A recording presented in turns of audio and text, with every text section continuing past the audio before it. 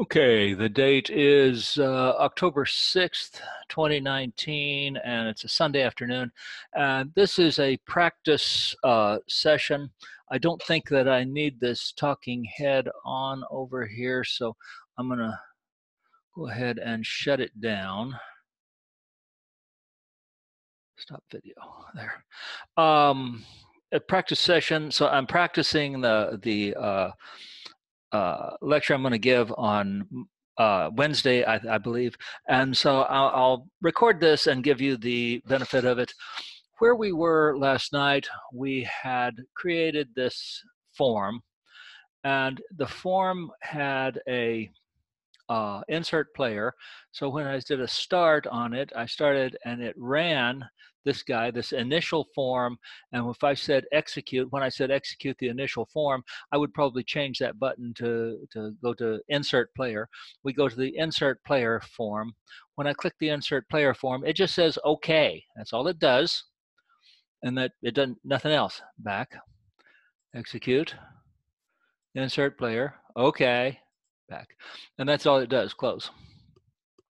And now we're a little farther along on this, and we looked at the code, and the code is right here. So whenever you click this button, Insert Player, the code that executes is just this one simple line right here that says that the label named Insert Player Output, the text field of that, goes to OK. It's kind of like Hello World. Basically, this is called a stub, and I've got a place to put it. I've got the rest of the stuff working, so I've got the rest of the forms. So I have a form that I can open, and from that form I can jump to another form to insert the player, and I'm going to put other controls on that guy to jump to a form to insert the game, jump to a form to insert the round, and maybe some other stuff to print reports and stuff like that. For right now, this is the one I need to get working. And if I can get this guy working, now we're ready to talk to the database. Up until now, none of this has talked to the database. The database is just sitting there. It isn't figuring into this at all. So let's change that. I'm going to close this solution. I'm going to open my most current one.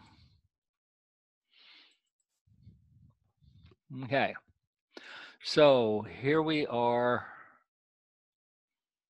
in the same design mode. I've got the same thing. I've got a button that says insert player, a button that says back, a text box that is labeled. I would probably put a label on the top of this that said something like player ID, a label up here that said player name. I'm going to let you do that. Label them nicely for me. And here's a label. This is just the output label. So a label can be used for output, or it can just be used statically also. So when I insert the player, what I want it to do is take this and call that the PID, and this one, and that's the player's name. Let's see, insert player. All right. I'm ready to go to the code, and here we have the code. And the code gets yeah, it's kind of long, isn't it? Okay, let's get started on it. First of all, this is the class, this is the form insert player. Now it's the same thing we had, but we didn't have this up above it. In this new one here, I have to have this import statement, import system.data.sql client. Now this is a little bit like, you've seen these in C++. You see pound include something like stdio.h or something like that. In Java, you see import statements. In SQL, you see uses the database name. So this is kind of the same thing, use the database name. This imports, this is a library that we're importing that lets us use the SQL client stuff. It's this language has very good SQL client library. And that's the one thing I really like about SQL servers interface with Microsoft SQL, Microsoft Visual Basic, excuse me, Visual Studio, is that the two talk to each other very well, very easily. I guess easily. I'll let you decide whether it's easily or not. Okay, so here's the beginning of it. The public class for FRM insert player, the same thing that we had on the other one. And then we had the button insert player, click, it handles the button insert player dot click. That's exactly the same. Now we begin the method. So this part of it just comes right over. And here's where I start writing it. So here's the click method. So I had to put this line at the top. By the way, you'll have to put this at the top of all of your forms, because we're going to be using SQL client in all of them. So that's just there.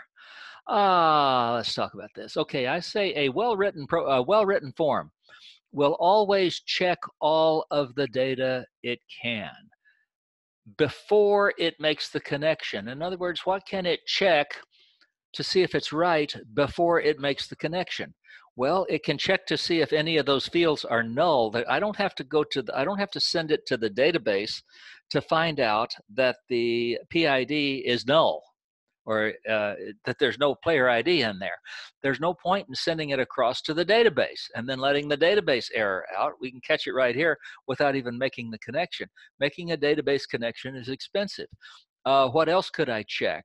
Well, that's about all in this one. This is a very simple form.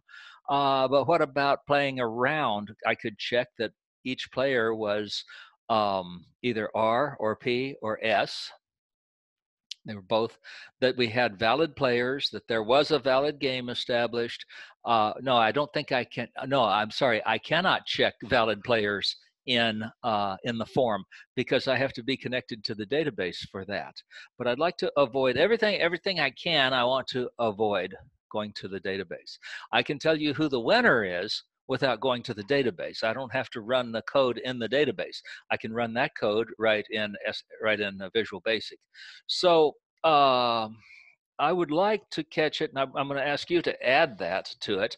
For example, if some error on the form, i.e., if the player ID text box is null, in other words, equals quote, quote, then give it an error message and exit. There are other methods of validating the text, and we'll talk about some of those other methods. This is the simplest. Okay, now we get started. So I want you to validate everything you can without going to the database. About the only thing we can validate here is that you've actually given me a PID. First piece is the connection string. The connection string contains the user information that lets you make the connection. For example, it has the server name. Now, localhost is going to be just, that's the local computer, but it doesn't have to be. It could be a computer in New Zealand. That could be an IP address just as easily. The initial catalog, this is the database that it will find there. So that's like saying use RPS_DB. Well, I'm saying use that here. So initial catalog is that. The user ID, I need my username and my password. Now I'm using my user ID and my password for right now. What I'm going to do is code in later, just when I get this running okay, and then we're happy enough with it. I'm going to shift out of this, and I'm going to use a generic login that doesn't have any access at all to the tables. This user, SW Smith, is also the owner of the tables, and I do not want my Visual Basic logging in as SW Smith because he's the database owner. Make a note of the name of the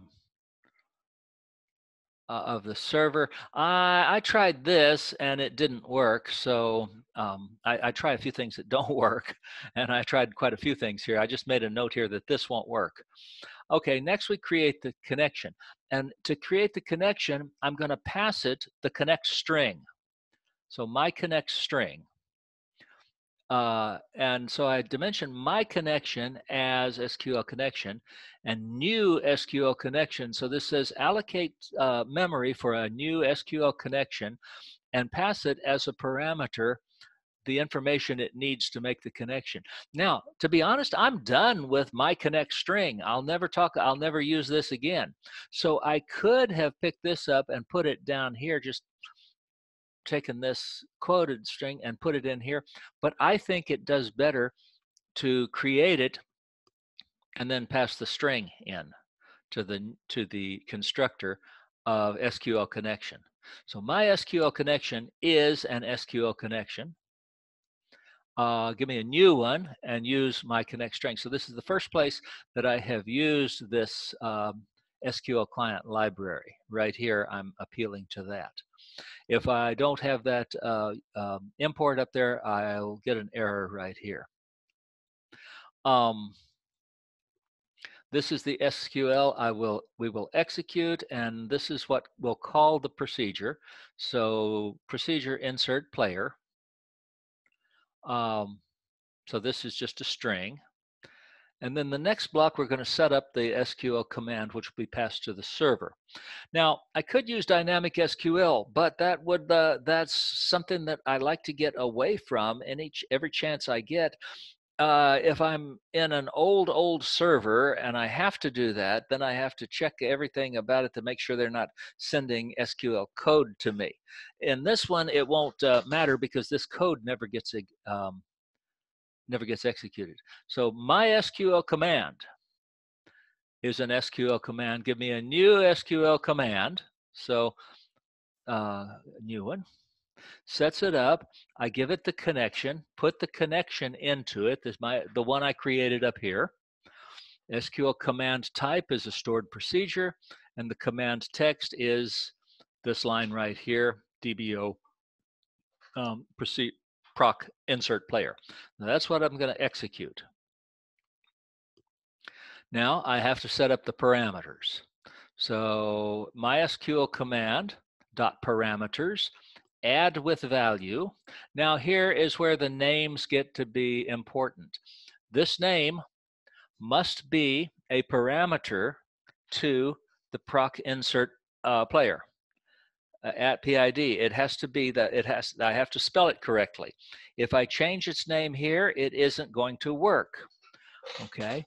And where does it come from on my form? It comes from this text box that's over there, text player ID.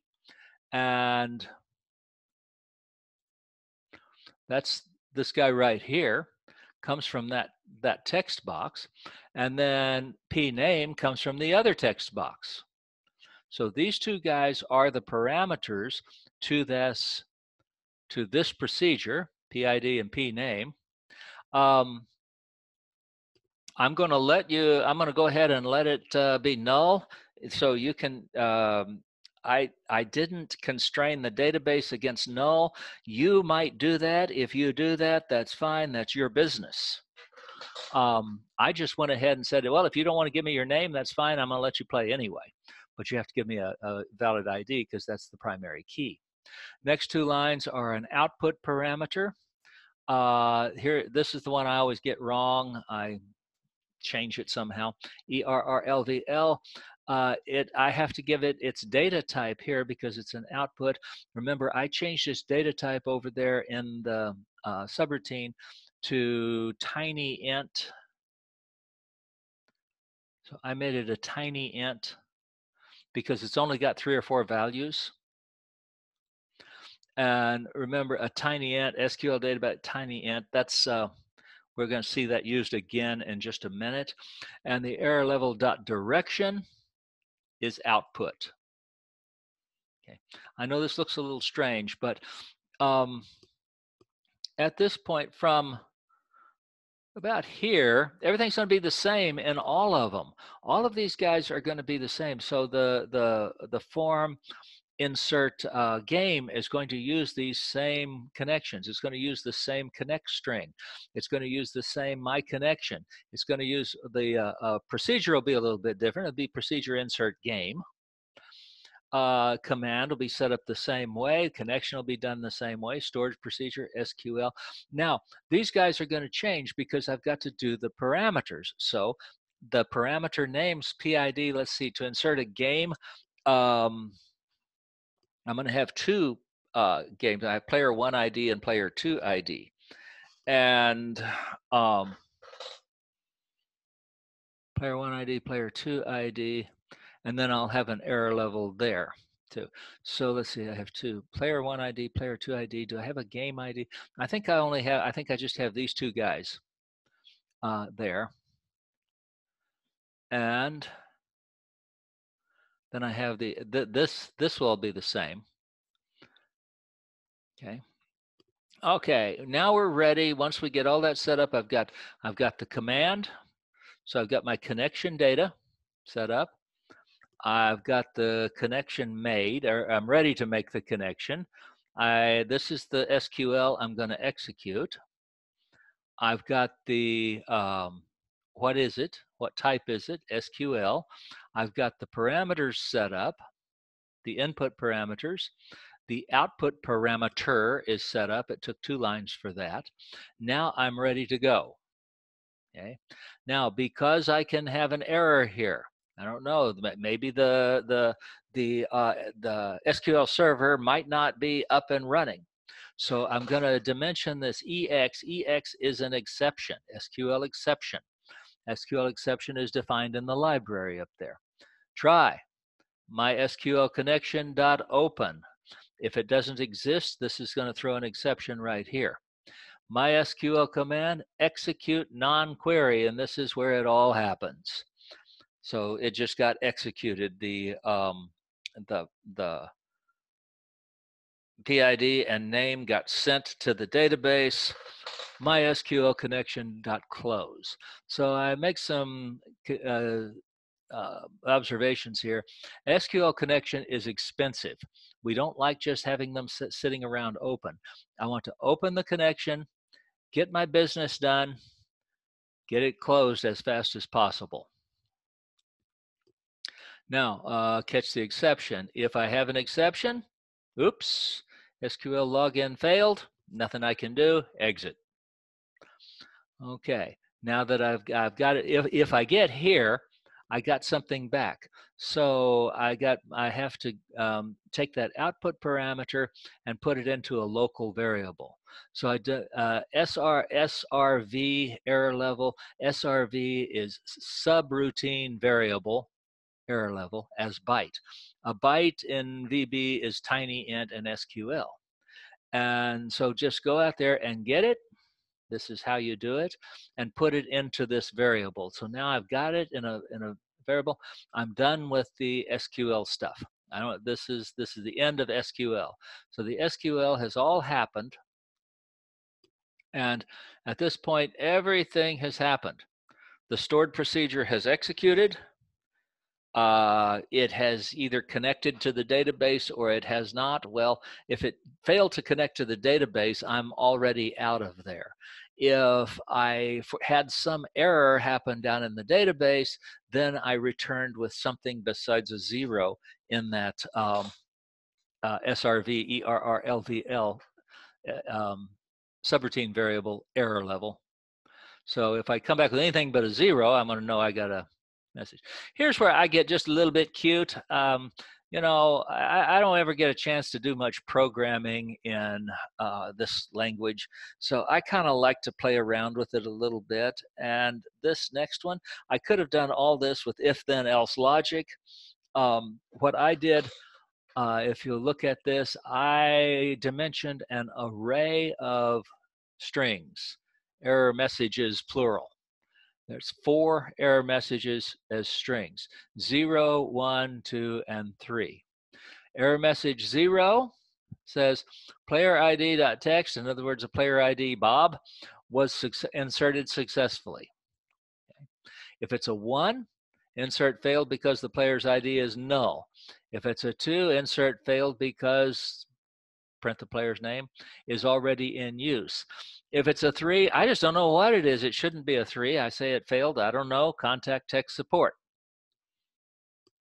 Then I print the error messages to the label insert player output text. I go ahead and I make the player ID null, player ID be the empty string, the name, in other words, I wipe them out. Button insert player enabled. We can talk about this later. You get to change these buttons, enable these buttons under certain conditions and not under certain conditions. And I'm going to let you play around a little bit with that. My objective is to give you a working form and to show you so you don't have to spend hours and hours and days like I did trying to figure out how to get this thing to connect to the database. So I'm giving you a form and I'm going to give you this code that makes the connection to the database and does it. Okay. This one right here, the insert, the back button, clicks it back. That just goes back to the form init and closes the one you're in. That doesn't do anything much. The real work happens here in this guy. This button execute. When the execute button is clicked, or insert player, whatever it is, then a lot of stuff happens. And the big thing that happens is we connect to the database. Okay. Over here in the database, let's go to the database and see what we've got in there. Execute. Well, it'd be better if I do my use. Let's see, I got 10 players, a whole bunch of them there. Player ID and player name. Yeah, you can tell I've been working on this one. Okay. And now I'm ready to, let's insert a player using this guy. So I'm ready to start him.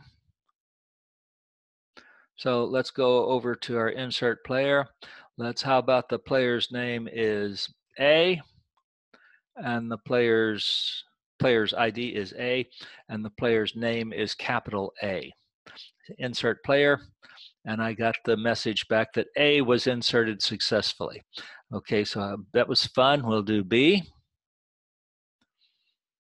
Insert player, B was inserted successfully. If I try to insert a null player, failed because the player's ID is null. If I try to insert A again, failed because it's already in use. But I can put in C. See, nothing special about these names. Insert player, back. I can close him. And let's go over here and select from the players, execute him, and notice that I've got A, B, C. I guess it's giving them to me in sorted order by PID. That's fine. I can't count on them coming to me in sorted order. I could order by date. It would make more sense.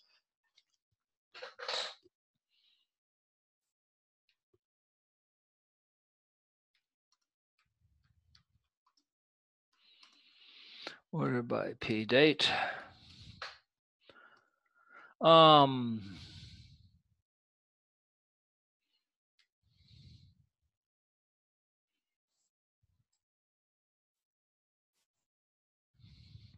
And there he is, ordered by the date, that the time that they were put in.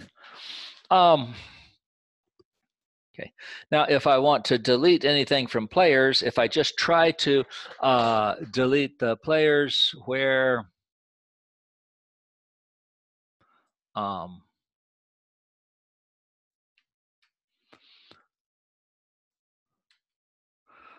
player ID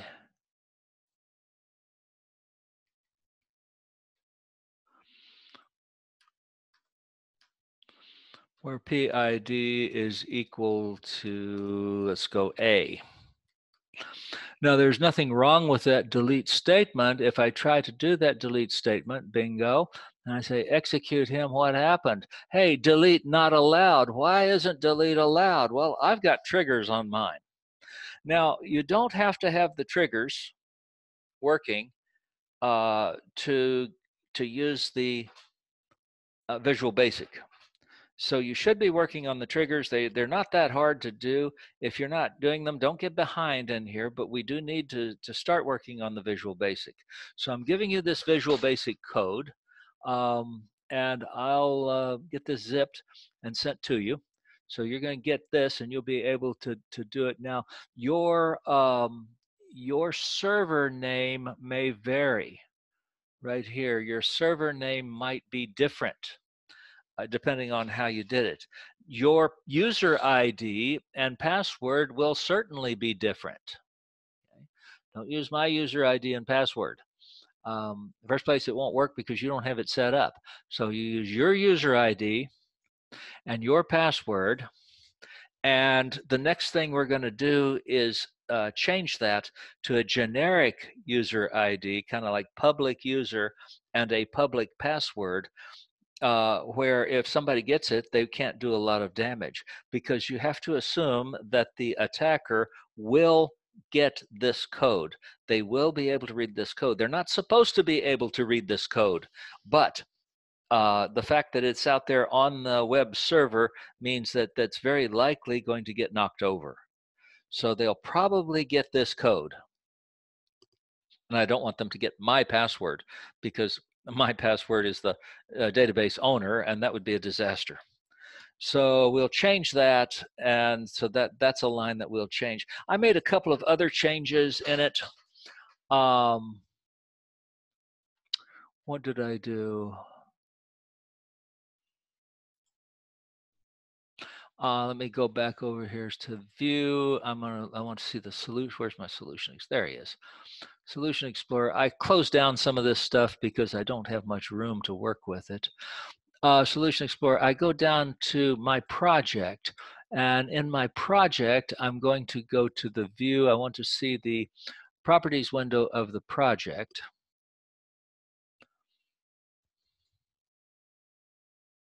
I think. That didn't help me a whole lot. Let me try the properties window.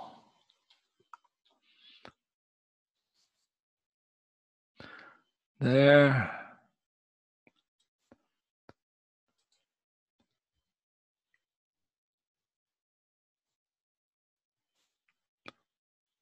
Okay.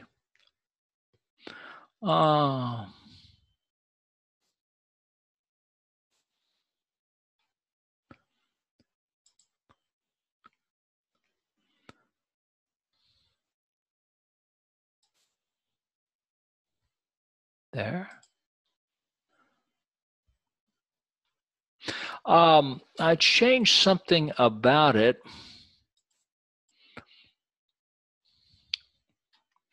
Properties.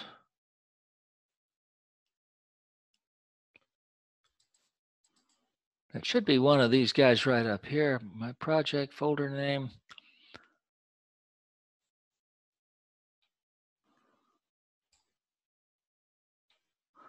Well, I'll find that and see.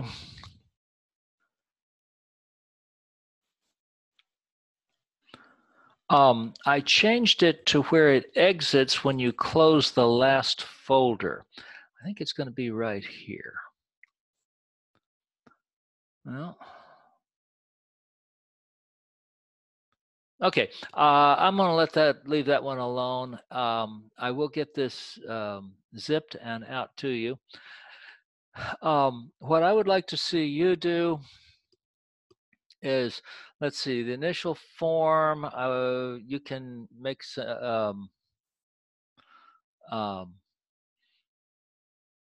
you can change these names of something. You can add your. I would add the stubbed forms for insert round, insert game, and insert round. I would put just an insert button on them that all it does is say OK, kind of like what we had on this one, and get ready to start writing that code. And once we get this up and running. On the insert player, I would like for you to catch particularly the null PID, I would like for you to catch it in the form. So if, let's see, what would it look like? It would look like if, what was that? TXT, what was its name? Here it is. If, copy.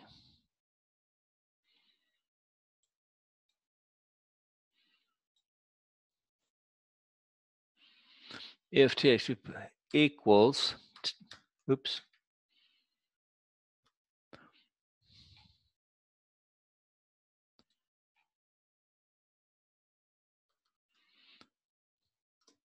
Okay. So if the text is equal to nothing, then the output gets some meaningful message that says, wait a minute, that's null. And then we just exit the subroutine.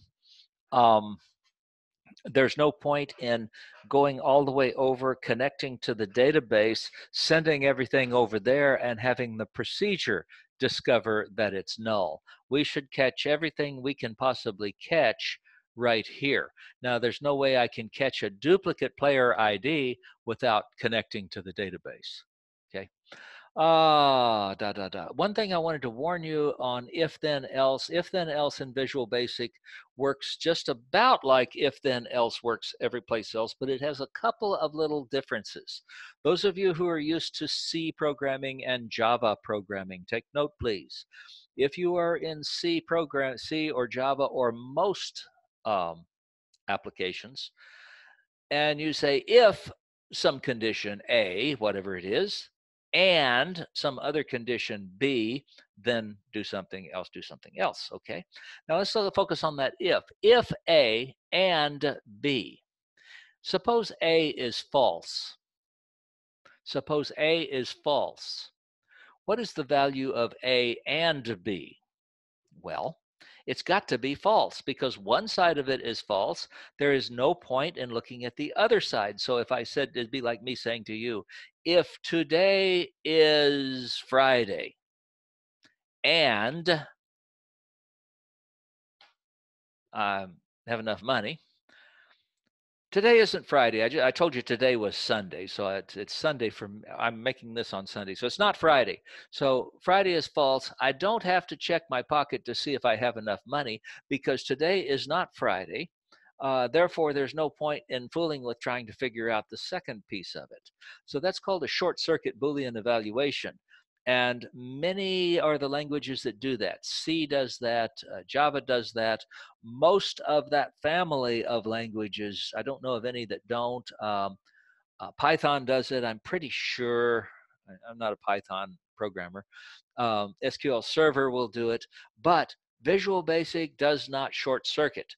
That means that Visual Basic is going to will always evaluate both of them. There is a way to make it short circuit. So if A and also B will cause it to short circuit. So if A is false, don't look at B. But if you just say A and B, it will always evaluate both A and B. Same thing is true for if A or B in C or Java. If A is true, there's no point in looking at B because the statement has to be true. So many languages, that's called a short circuit when it does that. And Visual Basic does not short circuit. You run into problems with that if you have a statement, something to the effect of, if if X is not equal to 0 and 1 over X is greater than 6 or something like that. So if X is not equal to 0, if that's false, X is 0, and I'm going to have an error when I try to do 1 over X. So many times that short circuit is used to protect things, but that can't be done in Visual Basic. I just thought I'd mention that. Anyway, the things that we're used to finding in programming languages exist in this. You're going to have to look up some syntax. Our textbook doesn't cover the syntax, but you know, this is why they make Google. Visual Basic is well represented out there on Google, and you can find examples of just about any kind of stuff you want to do. Visual Basic will do just about anything C can do. Yes, you can have procedures. Yes, you can have functions. Yes, you have if, then, else. Yes, you have while loops. We're not going to use any while loops in here. But if you wanted to, I guess you could, but we're not going to have any. So basic thing I want you to do is catch any errors. There are some other things you can do with respect to validating them.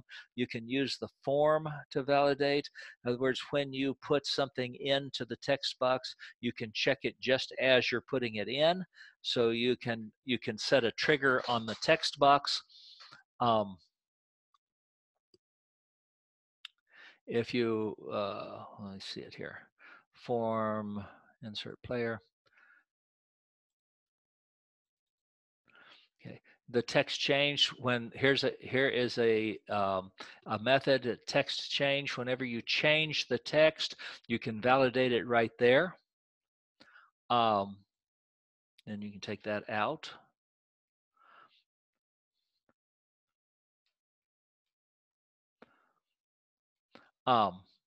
So there's lots of different things you can do here, and I'll be happy to talk to you and give you some pointers on it and how to do it.